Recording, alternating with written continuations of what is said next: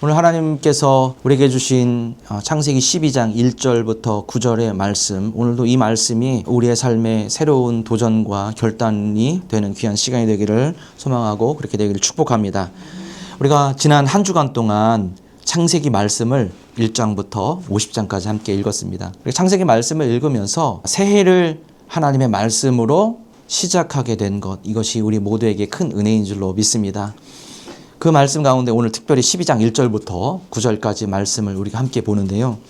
이 하나님의 큰 은혜와 축복을 누리기 위해서는 오늘 내가 가진 우리의 굴레, 그리고 우리의 습관, 우리의 일상에서 떠나는 삶을 살아야만 합니다. 지금까지 우리가 익숙했던 것에 만족하지 않고 오늘 나를 머물게 하는 것, 그것에서 떠나는 연습을 해야만 합니다. 우리가 이것을 하지 않으면요, 나중에 주님이 진짜 부르실 때에 그때 하나님 이곳이 좋은데 조금만 더 있으면 안 됩니까? 우리 이런 마음이 생길지도 모르겠어요. 우리가 내려놓음 또는 떠남이라고 하는 제목으로 말씀을 전하다 보면 이게 쉽지 않은 주제잖아요. 오해하시는 분들이 있어요. 근데 지금 내가 일하고 있는 직장을 막 떠나라는 건가? 아니면 내가 하고 있는 사업을 막 떠나라는 건가? 교회를 떠나라는 건가? 어떤 분들은 이런 생각도 하죠. 이런 등등의 여러 가지 생각들을 하게 되는데, 우리가 성경에서 말하는 떠남은 회피와 구분을 해야만 합니다. 떠남과 회피는 다른 이야기예요. 이 용어는 출발점이 다릅니다. 그리고 방향도 다릅니다. 그리고 무엇보다도 그 열매가 다릅니다. 영적인 의미에서 떠남은 하나님의 부르심에서 시작합니다. 방향이 분명하죠. 하나님의 부르심에서 시작하고 하나님께서 가리키는 방향, 그리고 그 열매가 있습니다. 어떤 열매일까요? 자라납니다. 성장하죠. 그리고 성화의 과정을 거쳐갑니다. 그리고 믿음의 성숙이 있습니다. 반면에 회피는요, 두려움과 상처, 부담감, 실패의 경험에서 출발을 합니다. 방향이 없이 옆으로 갑니다. 옆으로 샌다고 하죠. 그리고 회피의 열매는 외면하고 도피하고 책임 전가하고 변명이 그 열매로 나타납니다. 그러지 않습니까? 내가 이걸 직면해야 돼. 아니면 제가 책을 써야 돼요. 책을 써야 되는데 그 책을 쓰려면 어떻게 해야 됩니까? 직면해야 되거든요. 근데 어떻게 합니까? 자꾸 안 되는 이유를 막 찾죠. 이번 제가 책을 쓰다가 어깨가 아파갖고 이 책을 도저히 못 쓰는 상황. 또 바쁘다. 이런 여러 가지 상황들, 변명들이 늘어나죠. 하나님께서 우리에게 주신 비전과 꿈을 가지고 나가면요, 방법을 찾잖아요. 그런데 이것이 회피의 모습으로 나타나면 변명을 찾게 되는 거예요. 이게 다른 점입니다.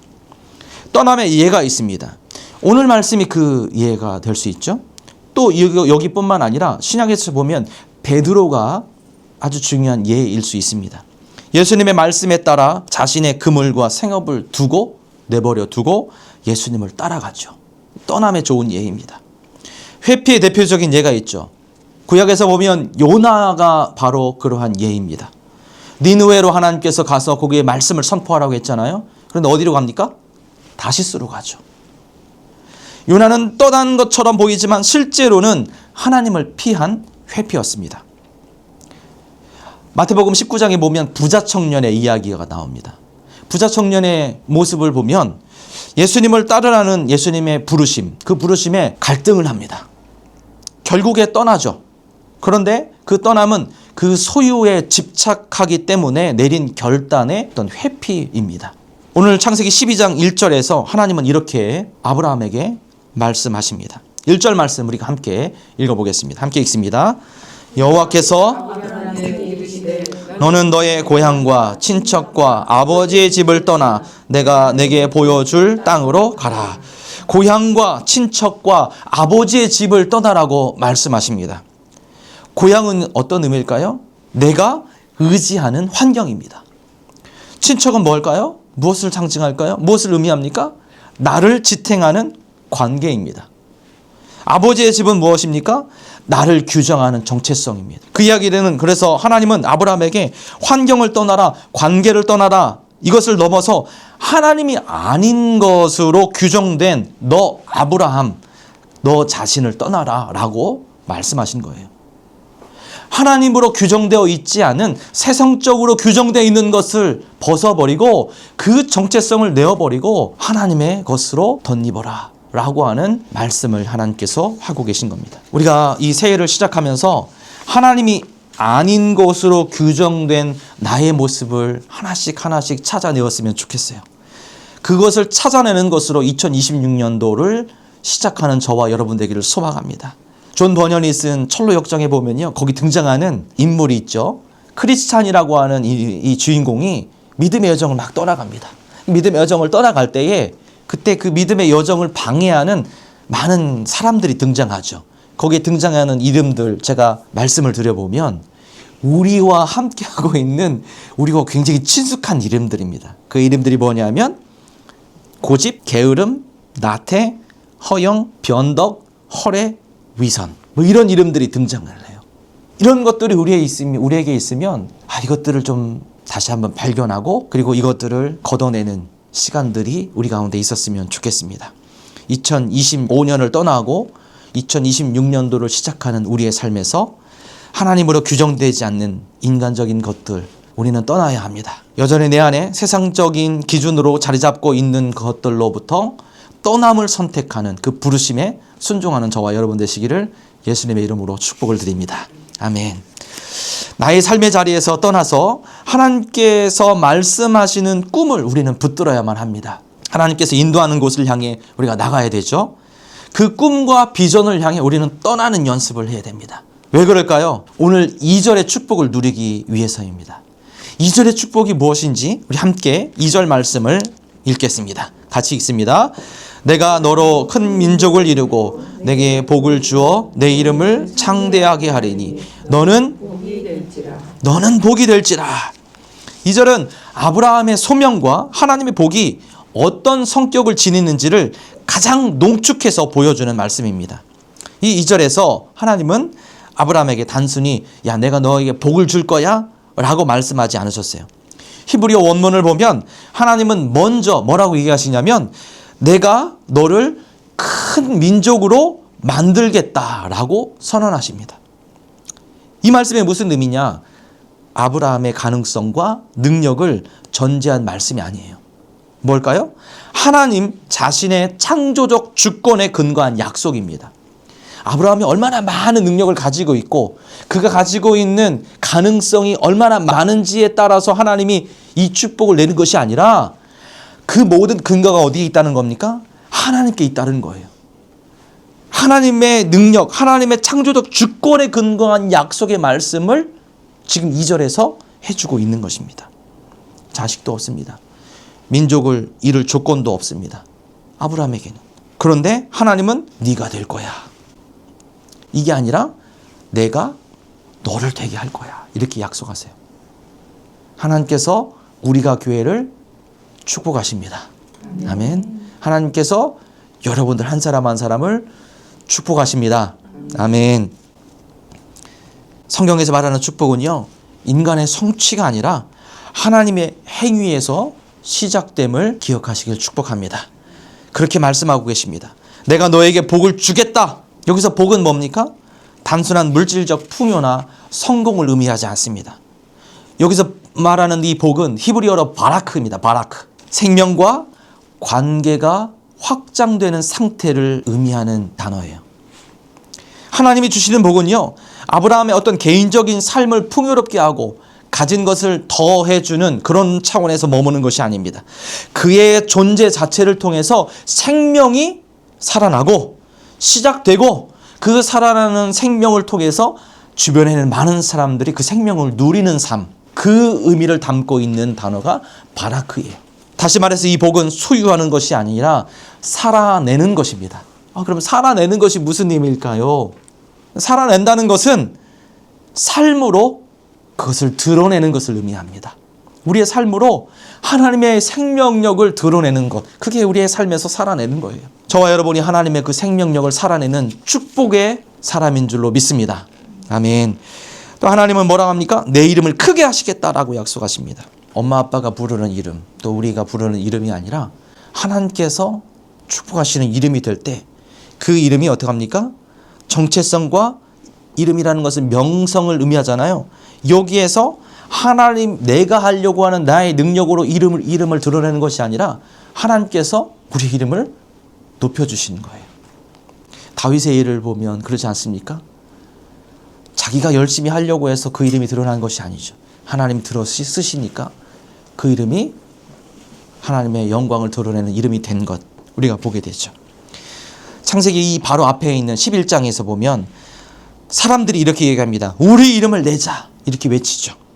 바벨탑을 쌓았던 시도와 분명한 대비를 이룹니다. 인간이 스스로 이름을 높이려 할 때 하나님은 그 시도를 흩어버리죠.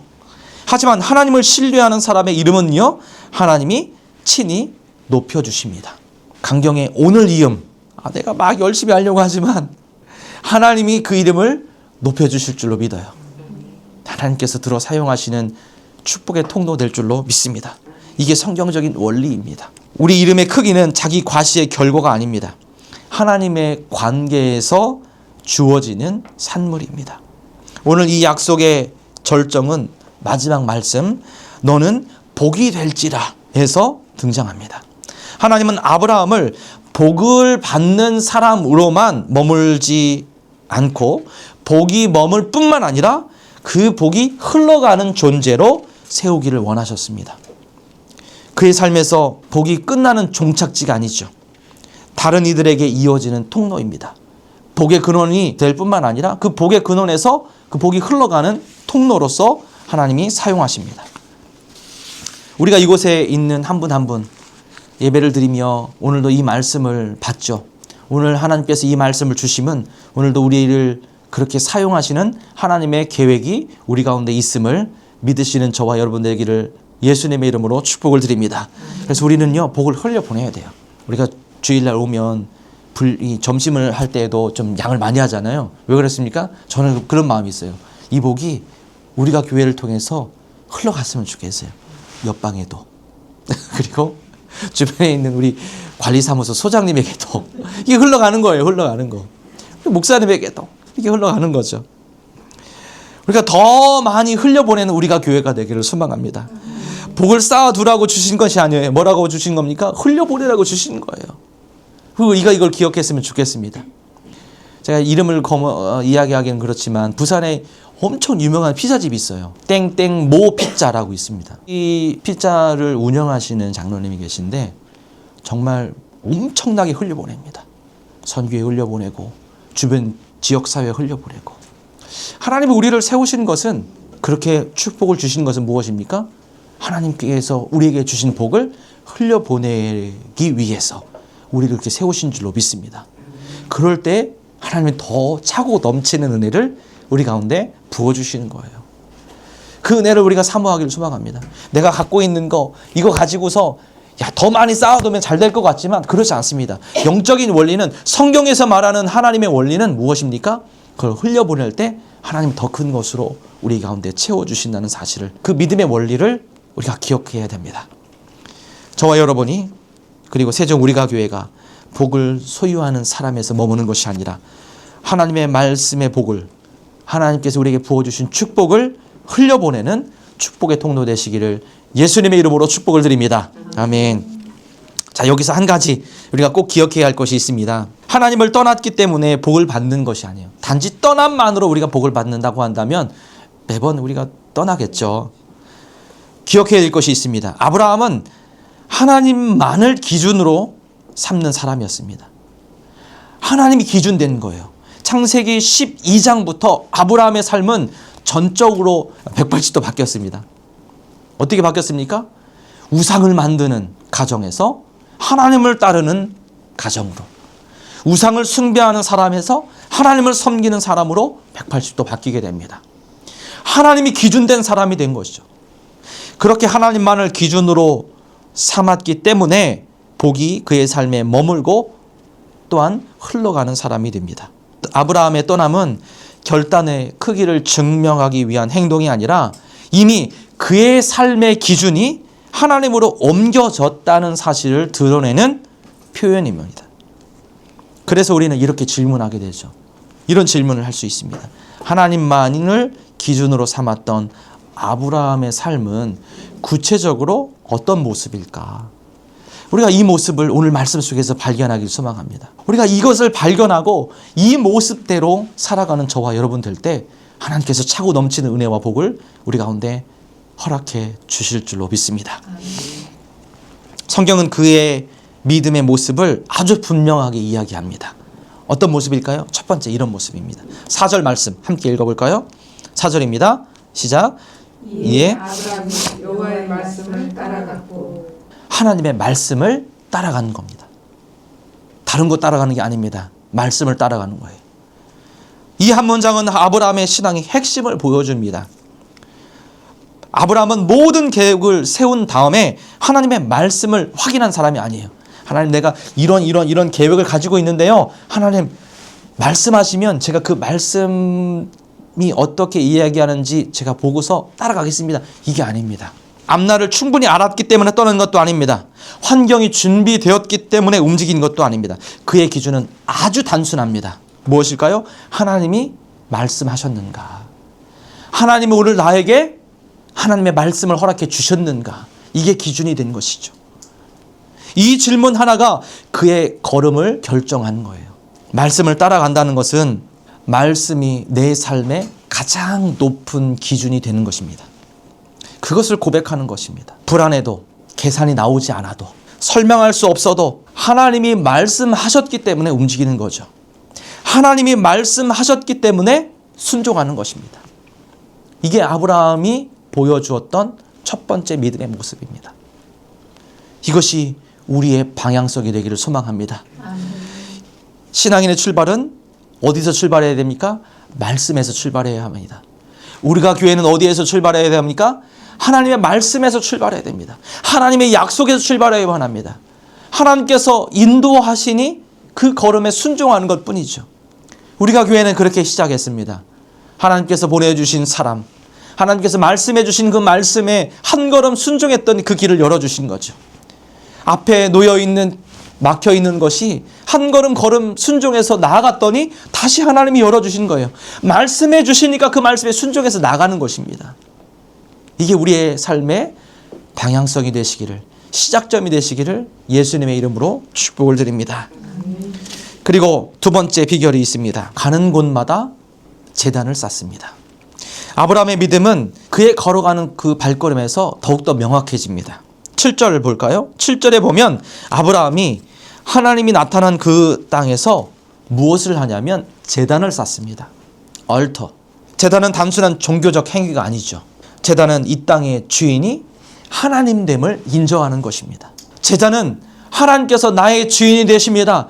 하나님께서 나의 모든 것 되십니다라고 선언하는 자리입니다. 그 고백이고 내 삶의 중심이 하나님께 있습니다라고 선언하는 자리입니다. 우리 성도님들, 오늘 하나님께서 아브라함은 정착한 뒤에 제단을 쌓지 않았죠. 아직 완전히 이루어지지 않는 땅, 불안정한 자리, 낯선 환경 속에서 먼저 제단을 쌓게 됩니다. 우리가 여기에 좀 집중해 볼 필요가 있습니다.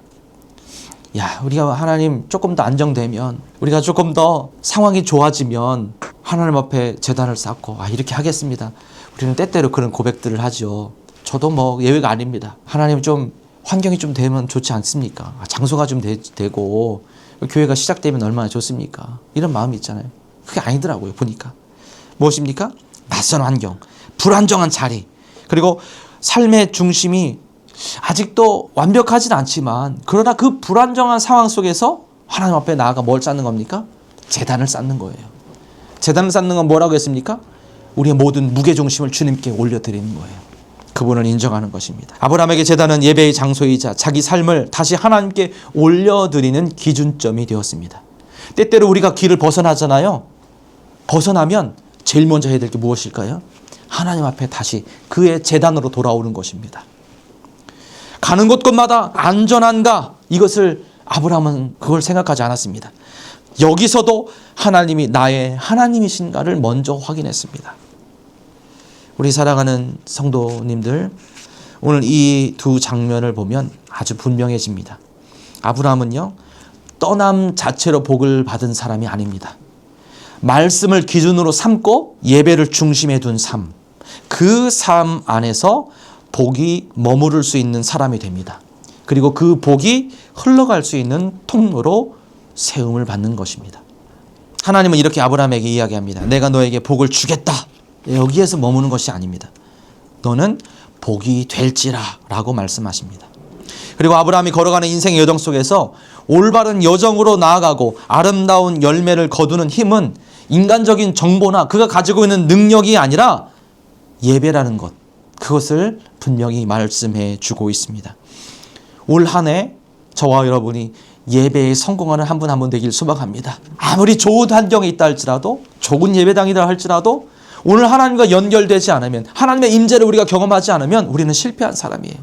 그런데 오늘 우리가 부족하지만, 완벽하지 않지만 하나님께서 우리에게 허락해 준 이 자리에서 하나님을 예배한다, 그분의 영광을 본다, 그분에게 우리의 중심을 내어드리고 그분이 우리의 중심에 좌정하신다, 그것을 경험하는 자리, 하나님 받으시는 예배의 자리, 예배에 성공한 사람이 된 줄로 믿습니다. 그래서 우리가 예배에 성공하는 2026년도가 되기를 소망합니다. 야, 예배에 성공한다, 이게 참 쉽지만 어려운 말인 것 같아요. 한 주간을 생각하면서 예배에 성공한다는 게 뭘까, 이거 묵상해 보았습니다. 하나님을 바라보는 거 아닐까요? 내가 있는 장소에서 하나님을 바라보는 것이죠. 하나님을 높이는 것입니다. 조금 전에 우리가 이야기한 것처럼 그분이 나의 중심에 자리 잡을 수 있도록 우리의 중심을 내어드리는 것이죠. 우리가 그런 의미로 생각한다면 오늘 우리가 이 자리에 모인 이 자리에서만 드리는 이 예배가 아니라 저와 여러분이 있는 삶의 자리, 그것이 자녀를 돌보는 곳이든 상담소든 아니면 샵이든, 그리고 우리가 있는 머무는 어떤 자리든 간에 그곳에서 하나님을 주목하여 바라본다면 그곳이 어떤 장소일까요? 예배의 장소가 되는 겁니다. 그곳이 하나님께 나아가는 제단이 되는 줄로 믿습니다. 삶의 구석구석에서 하나님의 이름을 높이고 그분의 임재를 경험하는 저와 여러분 되시기를 예수님의 이름으로 축복을 드립니다.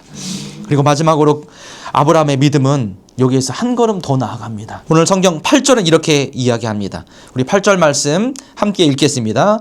거기서 베델 동쪽 산으로 옮겨 장막을 치니 서쪽은 베델이요 동쪽은 아이라. 그가 그곳에서 여호와께 제단을 쌓고 여호와의 이름을 부르더니. 좀 겹치는 이야기일 수 있지만 여호와의 이름을 부르더니.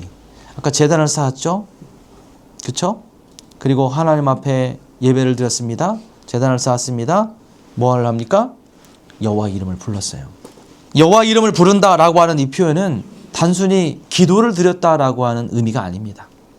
히브리어 원문을 보면 이 표현은 공적으로, 그리고 반복적으로, 그리고 하나님을 의존하여 하나님을 선포하는 뜻을 담고 있습니다. 그러니까 아브라함은 혼잣말처럼 하나님을 부른 것이 아니라 자신의 삶의 한가운데에서 이 땅에서 내가 의지하는 하나님, 내가 의지하는 분, 그분이 누구다? 하나님이다라고 하는 것을 선포한 것입니다. 그것을 분명히 드러내며 그것을 선포하고 그것을 주변 사람들에게 전했다라는 것이죠. 아브라함은 아직 약속의 성취를 보지 못한 상태입니다. 땅은요, 여전히 타인의 땅입니다. 자식도 없습니다. 불안정한 장막 생활을 해야만 했습니다. 그럼에도 여호와의 이름을 그가 불렀더라 라고 기록합니다. 이것은 상황이 안정되었기 때문에 드린 감사의 기도가 아니라 상황이 불안정함에도 드리는, 그럼에도 불구하고 드린 신뢰의 고백이었습니다. 여호와의 이름을 불렀다 라고 하는 것은 그 길의 주인이 내가 아니라 하나님이십니다 라고 하는 고백이죠. 저와 여러분이 있는 여러분의 처소에서 이런 고백들이 끊이지 않기를 소망합니다. 아직 이루어지지 않았습니다. 그러나 이미 하나님을 내가 신뢰합니다, 내가 하나님을 온전히 의지합니다 라고 하는 이 기도, 이 신뢰의 기도를 날마다 매 순간마다 올려드리는 저와 여러분 되기를 소망합니다. 아브라함은 눈에 보이는 현실을 근거로 하나님을 부르지 않았습니다. 현실을 바라보면 불평이죠. 그렇지 않습니까? 막막하죠. 하지만 하나님의 그 약속 자체를 우리가 붙들면, 하나님이 말씀하신 그 꿈을 붙들면, 여호와 이름을 부르면 우리 가운데 그 불안이 확신이 되고 우리 가운데 있는 불평이 소망이 될 줄로 믿습니다. 그 하나님을 바라보십시오. 그 하나님의 이름을 부르십시오. 그리고 기도하십시오. 하나님 앞에 드리는 우리의 모든 기도를 하나님께서 받으시고 하나님께서 우리의 기도에 응답하시는 놀라운 역사가 우리 가운데 나타날 줄로 믿습니다. 여기서 중요한 점은 아브라함이 여호와 이름을 부른 시점입니다. 어떤 시점일까요? 목적지에 도착해서가 아닙니다. 이동하는 삶의 한가운데에서 하나님을 불렀다라는 거예요. 신앙이 특정 장소나 순간에 국한된 것이 아니라 삶 전체에 걸쳐서 하나님을 기준으로 삼은 신앙이었다는 겁니다. 그래서 아브라함의 믿음은 이렇게 드러납니다. 첫 번째 4절에서 이야기하고 있는 말씀을 따라갔고 가는 곳곳마다 제단을 쌓았고 그리고 그 자리에서 여호와의 이름을 불렀더라. 그 말씀은 그 발걸음을 인도했고 제단은 그의 삶의 중심을 드러냈고 여호와의 이름을 부름은 그의 전적인 의존과 신뢰의 고백이 되었습니다. 사랑하는 우리 성도님들, 오늘 여호와의 이름을 부른다는 것, 그것은 필요할 때만 하나님을 찾는 것이 아니라 삶의 방향과 의미를 하나님께 두고 살아가는 것을 말하고 있습니다. 아브라함이 복의 통로가 될 수 있었던 이유는 그가 떠났기 때문이 아니라 어디에 있든지 여호와의 이름을 부르며 살았기 때문입니다. 오늘 우리의 삶의 자리에서 저와 여러분은 어떤 이름을 부르고 있습니까? 두려움의 이름입니까? 아니면 여호와의 이름입니까? 26년도의 새로운 여정, 아브라함처럼 우리가 가는 곳곳마다 하나님의 말씀을 따라가고 예배의 삶을 살며 하나님의 이름을 부르는 삶, 그 삶을 살아가는 우리가 교회 모든 성도님들, 또 이 시간 예배를 드리는 모든 분들이 되시기를 예수님의 이름으로 축복을 드립니다. 여러분의 처소에서 하나님의 이름을 부르십시오. 여러분의 처소에서 영광을 돌리시는 저와 여러분 되시기를 예수님의 이름으로 축복을 드립니다. 아멘. 기도하겠습니다. 우리가 이 시간 함께 기도했으면 좋겠습니다. 하나님, 제가 있는 제 처소에서 하나님을 예배하길 원합니다. 주님의 말씀을 따라가고 하나님 앞에 예배하며 주님 앞에 기도하는 자로 2026년도 새로운 여정을 떠나가겠습니다. 우리가 이런 믿음 가지고 다시 한번 우리 함께 기도하는 시간 갖겠습니다. 기도하겠습니다. 좋으신 하나님 감사합니다. 하나님께서 우리에게 주신 말씀을 이 시간 붙들었습니다. 주님이 주신 풍성한 은혜가 오늘도 우리의 삶 가운데 넘쳐남을 이 시간 소망하게 하신 하나님 감사합니다. 하나님, 오늘도 아브라함이 하나님의 말씀을 따라간 것처럼 오늘도 주님 우리에게 주신 이 말씀을 붙들고 2026년도를 새롭게 한 걸음 한 걸음 내딛는 우리의 삶이 되게 하심에 감사드립니다. 하나님, 나의 그 걸음걸음마다 하나님을 예배하는 처소가 되겠습니다. 하나님을 예배함으로 나가겠습니다. 삶이 예배가 되며 삶 속에서 하나님을 예배하는 참된 예배자로 주님 앞에 나아가겠습니다. 우리를 받아 주시옵소서. 하나님 또한 우리의 처소에서 주님의 이름을 높여드리며 하나님 앞에 기도하는 자로 서길 소망합니다. 그렇게 나아가기를 결단합니다. 주님 우리에게 복 내려 주시옵소서. 축복의 통로 되게 하여 주시옵소서. 많은 복을 주셔서 그 복을 흘려보내는 믿음의 통로 되게 하여 주시옵소서. 그러한 우리가 교회로 인도하여 주시옵소서. 좋으신 하나님, 오늘 아브라함의 부르심의 이야기를 통해 우리의 삶을 다시 비추어 주심을 감사합니다. 아브라함은 떠났기 때문에 복을 받은 사람이 아니라 하나님만을 기준으로 삼았기 때문에 복이 머물고 흘러가는 사람이 되었음을 이 시간 고백합니다. 하나님, 우리의 삶을 붙들고 있는 환경과 관계와 익숙한 기준들을 정직하게 돌아보게 하여 주시옵소서. 하나님이 아닌 것들로 나 자신을 규정하고 있었던 자리에서 이제 돌아서게 하여 주시옵소서. 말씀을 따라간 용기를 주시옵소서. 앞이 보이지 않아도 그리고 계산이 되지 않아도 하나님께서 말씀하셨는가라고 하는 질문 하나만을 가지고 순종하며 걸어가게 하여 주시옵소서. 또한 하나님 가는 곳곳마다 제단을 쌓는 삶을 살게 하여 주시옵소서.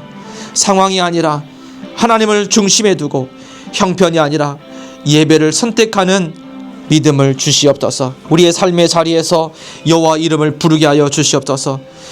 필요할 때만 하나님을 찾는 신앙이 아니라 삶의 한가운데에서 하나님을 의지하고 신뢰하며 하나님의 이름을 높이는 삶을 살게 하여 주시옵소서. 우리 개인의 삶도 그리고 우리가 교회도 복을 소유하는 사람이 아니라 하나님께서 맡기신 복을 흘려보내는 축복의 통로 되기를 소망합니다. 우리 안에 머무는 은혜가 우리의 이웃과 세상으로 흘러가게 하여 주시옵소서. 우리도 하나님만을 기준으로 삼는 삶을 살게 하여 주시옵소서. 그러한 결단을 하는 이 시간 되게 하심에 감사드립니다. 우리의 발걸음을 인도하여 주시고 복이 머물고 흘러가는 삶으로 빚어주신 줄로 믿습니다. 감사와 영광을 올려드리며 예수님의 이름으로 기도하였습니다. 아멘.